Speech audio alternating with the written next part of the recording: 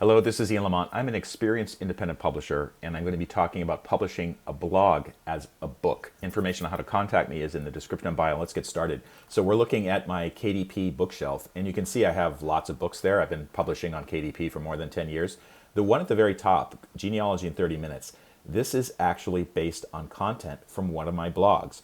And for years I've been wondering about this because I'm a very active blogger. I've probably published thousands of blog posts over the past 20 years, either personally or for my workplace. And I always thought, wouldn't it be great to reuse this content in a book? And I just never got around to it until now. I'm just going to talk about some of the steps and some of the considerations about how this worked. And if you have any questions, you can just leave comments below the video. So basically, the way that I usually work is I'll either contract with an author, or maybe in the early days of my publishing company, if I had my own manuscript, I would, like this one, Google Drive and Docs, I would just basically, operate it like a normal independent publisher. So I worked with interior designers, I worked with editors, and I would just get it ready in InDesign, and then I would publish the book on KDP, Lightning Source, and other sources. I also published books by other folks, like Social Security in 30 Minutes. It's by Emily Pogue. It's basically a very similar process, but instead of me creating the manuscript, the author created the manuscript, and then we went through the process. Genealogy in 30 Minutes is a bit different. So I did not kind of write a master manuscript. What I did is I went to a blog that I've been publishing on one of my business sites for 5 years, and actually all the blog posts, you can see them here. So, 7 things that make Lunar New Year so special, ancestors who survived disasters, a review of finding your roots, 5 New Year's resolutions for genealogists. All of these blog posts actually started out on a newsletter I've been doing every week since the year 2020, and you can see a sample of the newsletter on my website. This is the newsletter essay, basically. It got turned into a blog post later on, and then just, it sat on the website, which is not a bad thing because I can refer to it later on. I can use it in social media. Sometimes people find these blog posts via search, but I was always thinking, well, why not turn it into a book? Because I also have a publishing company. So Easy Genie is one part of my business, but then I have in 30 Minutes guides, and I needed a book about genealogy. So I was like, well, I have hundreds of these essays about genealogy, and they're pretty good. Like, my readership likes them. Thousands of people read my newsletter every week. So I thought, let's repurpose some of that content for a book. So this is what I did. I have a publishing associate, Grace, and basically I asked Grace to create a spreadsheet of all the blog posts that I have. Let's actually see if I can find the spreadsheet. That would be useful. Okay. And let's see here. All right, I see the image credits. I'm not sure where that came about. Let's see here. Genealogy blog. Oh yeah, here it is right here. Okay. So basically I had Grace fill in a spreadsheet. So I created the spreadsheet, and then I had Grace go through basically hundreds of my blog posts and kind of put information about the title, the category, the link to it, some notes about it. And then I went through the spreadsheet and decided what I wanted to turn into a book. And usually the books that I publish for In 30 Minutes guides, they're about 15,000 words long, maybe a little bit longer than that maximum. So I knew that I wasn't going to be using all of the blog posts for the book. And the other thing is, I knew that some of the blog posts may not be useful for the book. And actually, I have a column here, usable in book, and you can see some no entries right there. Let's see if I find a good example. Like, how is Winston Churchill related to Lady Di? So I had a blog post about this. Let's take a look at it actually.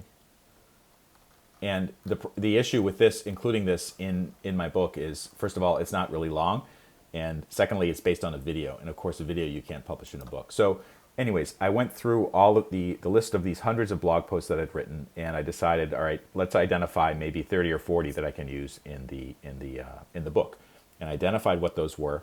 And then what I did is I had Grace basically take the blog posts and turn them into Word.docx files.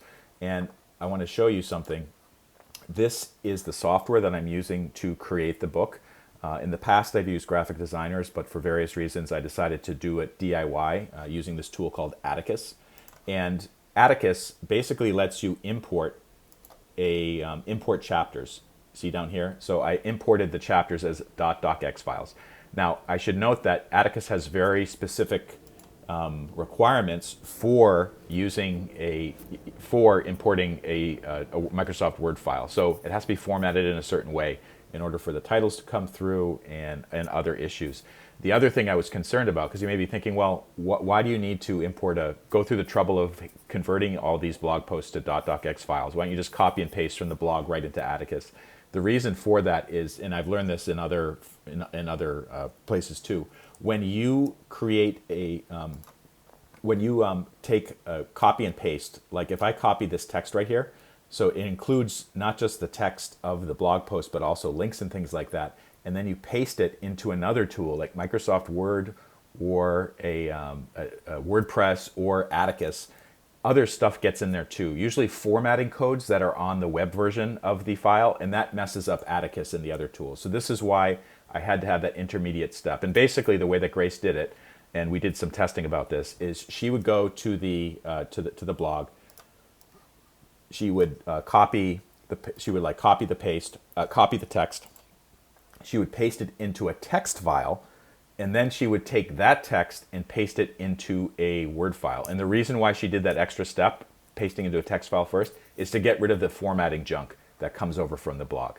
So then once it was in the Word doc, then I could bring it into into Atticus, and then I could arrange them. So the other important thing to consider is for originally the book was called Family History in 30 Minutes. I changed it to Genealogy in 30 Minutes.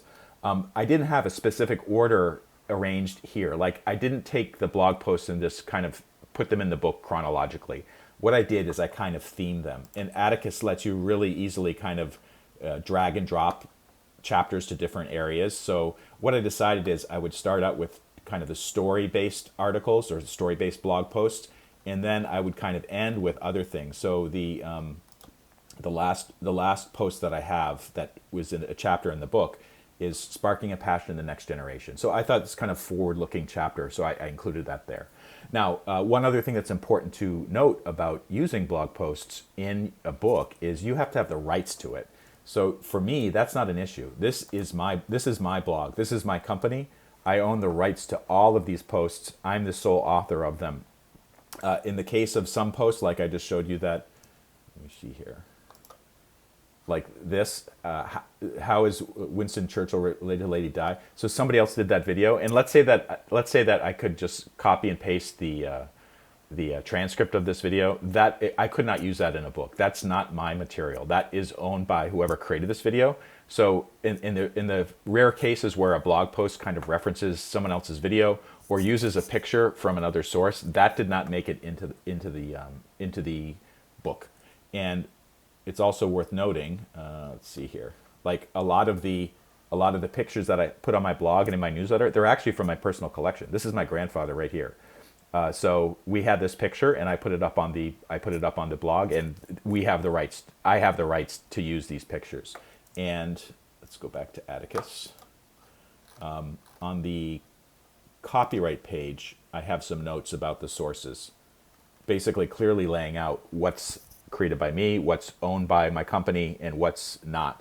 So for instance, historical maps and the photo of an automobile manufacturing plant are provided by the Library of Congress Prints and Photographs Division. So these are open for me to use. Stock photographs are licensed from Deposit Photos. So I had 1 or 2 stock photos in there. These are fully licensed from Deposit Photos or Shutterstock or something like that. Images of government records are sourced from Family Search. So these are usually very old public records like census returns and things like that. And I would just screenshot the image itself. Product images are provided by I-30 Media Corporation. That's the name of my company. Historical photographs and records from personal collections are used with permission, and the permission's from me. So these are photos that I have in my possession, or they're part of my family's collection. So I'm basically granting myself permission to use them for this particular book. And I also had to give a citation. So the cover design was by another company, TLC Graphics. So I have to include this in there. And by the way, the cover of the book, even though the design was originally designed by TLC graphics, because I don't use InDesign, I have to basically recreate the design in Canva. I actually did I'm pretty proud of my of my work right here. And basically, what I did is I take the KDP template, and then I create basically a copycat version of the template in Canva, because Canva you can't import from InDesign. But basically, that's kind of the steps that went into it. And then once I put together the cover, and then I also have the manuscript here, and I set it up in the way that I like it in Atticus, I went to the export. So export it as an EPUB and as a PDF, and I can create a backup as .docx. And then I'm ready to put it on Amazon KDP and other sources.